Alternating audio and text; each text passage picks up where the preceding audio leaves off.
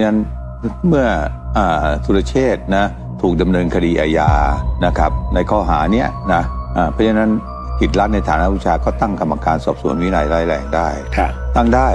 แต่ว่าประเด็นที่มันอยู่ตรงเนี้ยนะอยากจะให้ประชาชนเข้าใจที่เรากำลังพูดกันนี้นะก็หมายความว่าแล้วกิจรัฐเนี่ยสามารถสั่งให้สุรเชษฐ์ออกจากราชการไว้ก่อนได้ซึ่งตรงนี้ดูเหมือนว่าบิ๊กโจ๊กเขาเองก็ไม่พอใจเขาคิดว่ามันไม่ถูกต้องตามกฎหมายครับมันไม่ได้มันไม่ถูกต้องผมก็ฟันธงว่าไม่ถูกต้อง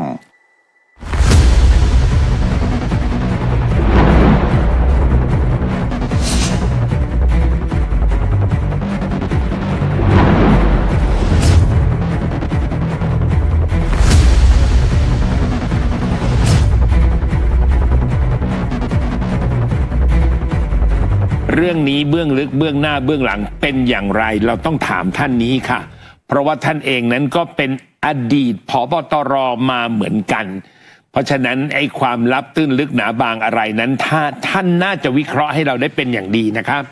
พจน์กับพลตำรวจเอกเสรีพิสุทธิ์เตมียเวทค่ะสวัสดีครับพี่สวัสดีครับอาจารย์ครับถามพี่ตรงนี้เลยนะครับคดีทีแรกก็คือบิ๊กต่อกับบิ๊กโจ๊กใช่ไหมครับแล้วตอนหลังต่อมาเนี่ยเขาก็มีบิ๊กต่ายเข้ามาก็เกิดมีเรื่องของการบิ๊กโจ๊กโดนหมายจับซึ่งตรงนี้บิ๊กโจ๊กเขาก็ไม่ค่อยพอใจเท่าไหร่นักแล้วเขาคิดว่าเรื่องที่เกิดขึ้นตรงนี้บิ๊กต่ายจะต้องรับผิดชอบพี่มองเห็นตรงนี้ยังไงครับคือเรื่อง ที่ถูกดำเนินคดีอะไรต่างๆเนี่ยนะฮะมันก็เป็นไปตามระบบนะจะผิดจะถูกยังไงเนี่ยนั่นก็ว่ากันไปนะฮะ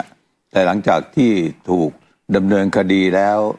สุรเชษฐ์ก็บอกว่าคดีนี้มันไม่ใช่หน้าที่ของตำรวจนะเป็นหน้าที่ของปปชให้ส่งไปสิก็ไม่มีการส่งไป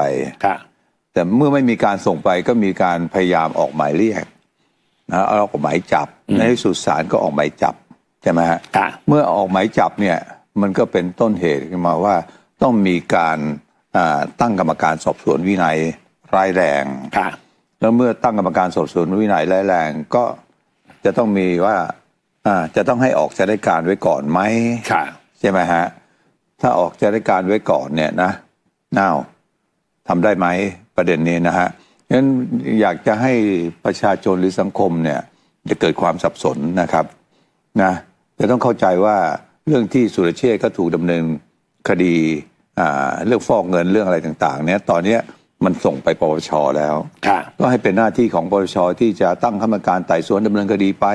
ผิดก็ผิดถูกเป็นถูกใครก็ไปยุ่งไม่ได้ผมก็ไปยุ่งไม่ได้อาจารย์ก็ไปยุ่งไม่ได้เพราะฉะนั้นเรื่องคดีก็ว่ากันไปแต่เรื่องเมื่อถูกดำเนินคดีแล้วเนี่ยนะมาตั้งกรรมการสอบสวนวินัยร้ายแรงได้ไหมผมบอกว่าได้ในฐานะที่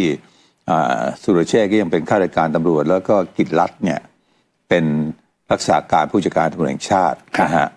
เพราะฉะนั้นเมื่อสุรเชษฐ์นะถูกดำเนินคดีอาญานะครับในข้อหาเนี้ยนะเพราะฉะนั้นกิจรัฐในฐานะผู้ชาก็ตั้งกรรมการสอบสวนวินัยร้ายแรงได้ตั้งได้แต่ว่าประเด็นที่มันอยู่ตรงเนี้ยนะอยากจะให้ประชาชนเข้าใจที่เรากำลังพูดกันนี้นะก็หมายความว่าแล้วกิจรัฐเนี่ยสามารถสั่งให้สุรเชษฐ์ออกจากราชการไว้ก่อนได้หรือไม่ซึ่งตรงนี้ดูเหมือนว่าบิ๊กโจ๊กเขาเองก็ไม่พอใจเขาคิดว่ามันไม่ถูกต้องตามกฎหมายครับมันไม่ได้มันไม่ถูกต้องผมก็ฟันธงว่าไม่ถูกต้องนะครับเพราะว่าลองไปดูคำสั่งของกิจรัฐที่ให้สุรเชษฐ์ออกจากราชการไว้ก่อนนะก็อ้างแต่เพียงว่าด้วยพลเอกสุรเชษฐ์หักพานรองผู้ว่าการตำรวจแห่งชาติกับพวกรวม5 คนเนี่ยนะฮะมีกรณีถูกกล่าวหากระทำผิดวินัยอย่างร้ายแรงจนถูกตั้งกรรมการสอบสวนนะโดยมีพฤติการเกี่ยวข้องกับเว็บพนันออนไลน์จนถูกดำเนินคดียานะมีข้อได้จริงอยู่ในนี้ว่าถูกตั้งกรรมการโอเคจริงถูกดำเนินคดียาจริงนะจึงมีเหตุผลให้พักราชการได้ตามกฎกตลปี 47เนี่ยนะข้อ3 วรรค 1คือถูกตั้งกรรมการสอบสวนหรือต้องหาว่ากระทำผิดอาญานะถ้าให้คงอยู่ในหน้าที่ราชการอาจจะเกิดความเสียหายนะเสียหายต่อคดีประกอบกับพิจารณาแล้วเห็นว่าการสอบสวนที่เป็นเหตุให้พักราชการนั้นจะไม่แล้วเสร็จโดยเร็วจึงสั่งพักเลยใช่ไหมสั่งให้ออกจากราชการไว้ก่อนนี่ตรงเนี้ยนะเราต้องเข้าใจเข้าจริงอ่านเนี่ยนะอยู่ต่อจะให้เกิดความเสียหาย นะการสอบสวนจะไม่แล้วเสร็จโดยเร็ว มันมีข้อได้จริงอะไรล่ะใช่ไหมในนี้ไม่มีเลย หมายความเป็นข้อสันนิษฐาน คิดเอาเองใช่ไหมอย่างเวลาเราฟ้องศาลเนี่ยนะศาลไม่ใช่เวลาใครฟ้องศาลพิพากษาเลยได้ที่ไหนนะศาลก็ต้องพิจารณาพยานหลักฐานทั้งโจทย์ทั้งจำเลยใช่ไหมฮะแล้วก็มาพิเคราะห์ว่าใครถูกผิดอะไรถึงจะลงโทษหรือจะยกฟ้องใช่ไหมอันนี้ก็เหมือนกันนะถ้าจะออกคำสั่งเนี่ยนะสุรเชษฐ์ก็ถูกดำเนินคดีจริง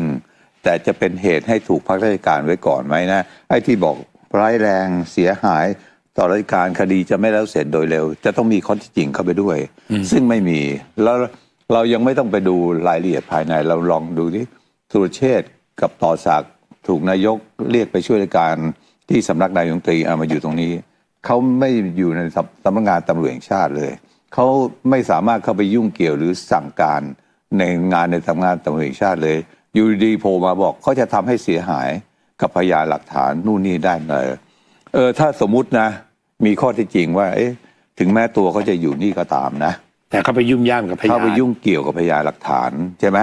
เข้าไปเลยส่งคนเข้าไปจะเป็นตัวเขาหรือไม่เขาก็แล้วแต่มีการไปค้นห้องพนักงานสอบสวนงัดห้องเอาสำนวนการสอบสวนไปทำลาย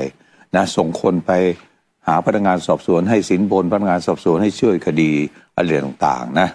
หรือว่างานที่นายกมอบหมายให้เนี่ยนะก็ไม่ทำไม่สนใจเลยอะไรอย่างเงี้ยนะไปวุ่นวายกับเรื่องหลักฐานนะมันยังมีอันนั้นพักแน่มันยังมีเหตุใช่ไหมแต่ว่าจะเข้าเหตุตาม 3.1 เนี่ยเขาอ้าง 3.1 เนี่ยได้นะฮะมันต้องไปเข้าข้อ 8 ด้วยคือข้อ 8เขาบอกว่าถ้าข้าราชการตำรวจผู้ใดถูกตั้งกรรมการสอบสวนวินัย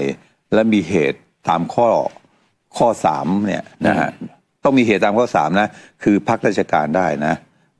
ถ้าผู้มีอำนาจพิจารณาเห็นว่าคดีจะไม่แล้วเสร็จโดยเร็วเนี่ยนะก็สามารถสั่งให้ออกจากราชการได้ใช่ไหมฮะทีนี้คดีเนี่ยนะมันเพิ่งเริ่มแล้วตอนนี้ก็ถูกส่งไปที่ปปชแล้วคุณไปคิดเอาไง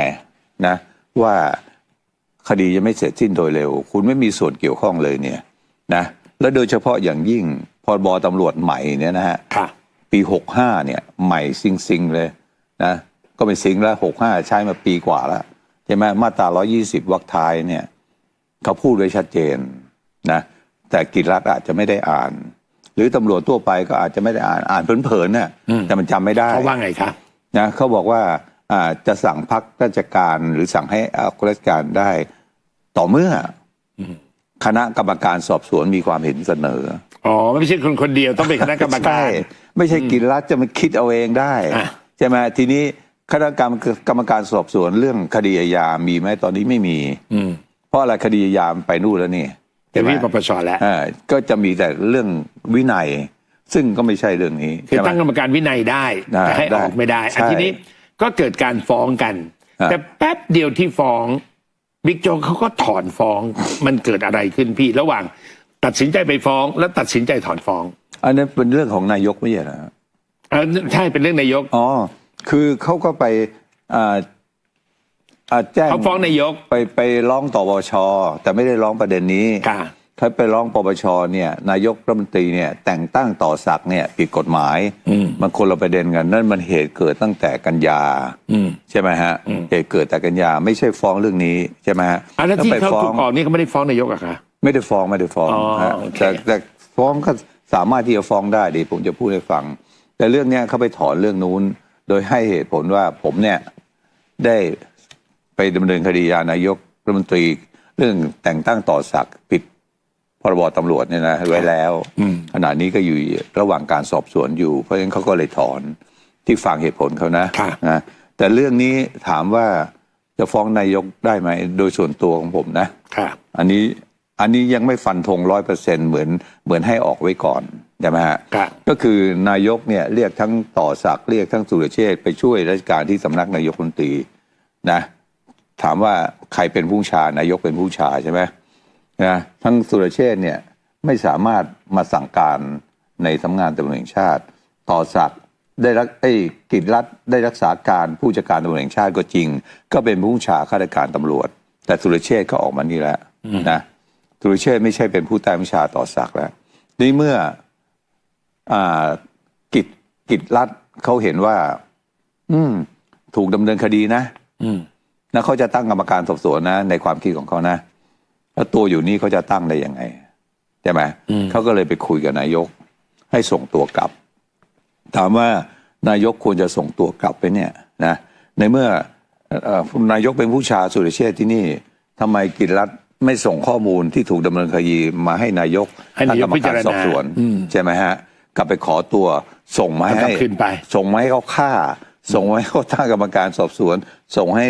สั่งให้ออกจากราชการไปก่อนนายกรู้เห็นเป็นใจไหมนายกมีเจตนานะไม่ที่จะส่งตัวพวกนี้มาใช่ไหมฮะนะเป็นสุรเชษฐ์เขาก็เป็นผู้เสียหายมีสิทธิ์ที่จะฟ้องได้ที่จะฟ้องได้แล้วก็อาจารย์ก็ฟ้องได้นะไม่ใช่ฟ้องศาลนะเพราะอาจารย์ไม่ใช่ผู้เสียหายสุรเชษฐ์เขาฟ้องศาลก็ได้เขาส่งไปปปชก็ได้เพราะว่านายกเป็นนักการเมืองแล้วประชาชนฟ้องได้เพราะอะไรฟ้องได้ก็ประชาชนก็ร้องทุกข์กันได้ถ้านักการเมืองกระทำผิดกฎหมายใช่ไหมอย่างนี้กรณีนี้ถ้าอาจารย์เห็นว่านายกทำผิดกฎหมายก็รวบรวมหลักฐานส่งไปให้ปปชดำเนินคดีได้ใช่ไหมในเรื่องนี้แต่ว่าสุรเชษฐ์เขาคงไม่นั่นอะไรมั่งไม่เห็นมีความเคลื่อนไหวนี่ตอนนี้ก็คงสู้เฉพาะในส่วนตัวเองนั่นเองแต่ที่เคลื่อนไหวอยู่เขาบอกว่าที่เกิดขึ้นทั้งหมดเนี้ยเป็นกระบวนการ4 คูณ 100สยบปีกพระพรหมทำให้บิ๊กโจ๊กหลุดจากเก้าอี้ผบตรพี่อธิบายหน่อยสิครับว่าปีกพระพรหมคืออะไร4 คูณ 100คืออะไรคืออย่างนี้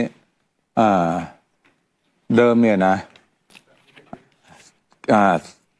พอตั้งต่อศักดิ์เขาเป็นผู้จัดการตำรวจแห่งชาติแล้วสุรเชษฐ์ก็จะเป็นรองผู้จัดการตำรวจแห่งชาติอาวุโสเบอร์ 1ซึ่งมีสิทธิ์ที่จะได้รับการพิจารณานะเสนอนะเพื่อเป็นผู้จัดการตำรวจแห่งชาติในกันยาปี67เนี่ยใช่ไหมฮะแต่ปรากฏว่า2 คนเนี่ยขัดแย้งกันจนกระทั่งนายกต้องส่งตัวไปช่วยให้ไปปฏิบัติราชการสำนักดนตรีแล้วตั้งกรรมการตรวจสอบข้อจริงว่ามันขัดแย้งกันยังไงใช่ไหมฮะระหว่างนี้คณะกรรมการตรวจสอบข้อจริงก็ยังสอบไม่เสร็จใช่ไหมฮะยังสอบไม่เสร็จนะเพราะฉะนั้นนี่ยังมีเวลาเหลือนี่เมษาหมดเลยนะพฤษภามิถุนากรกฎาสิงหากันยา5 เดือนเนี่ยระหว่าง5 เดือนนี้อาจจะเสร็จก็ได้ทีนี้เมื่ออาจจะเสร็จก็ได้ผมคนนอกวิเคราะห์ไอ้ตัวเนี้ยวิเคราะห์ไม่100%นะอาจจะถูกก็ได้ผิดก็ได้งั้นเดี๋ยวให้พี่วิเคราะห์เราพักกันก่อนเพราะว่าเราจะมาวิเคราะห์กันดูว่าสกัดได้หรือไม่ได้แล้วก็ที่บอกว่าปีกพระพรหมคืออะไรเดี๋ยวเราคุยกันช่วงที่2ค่ะมาร่วมสนับสนุนท็อปนิวส์นำเสนอความจริงได้แล้ววันนี้เพียงกดปุ่ม Super Thanks แล้วเลือกจำนวนเงินตามที่ต้องการได้เลยครับขอบคุณครับ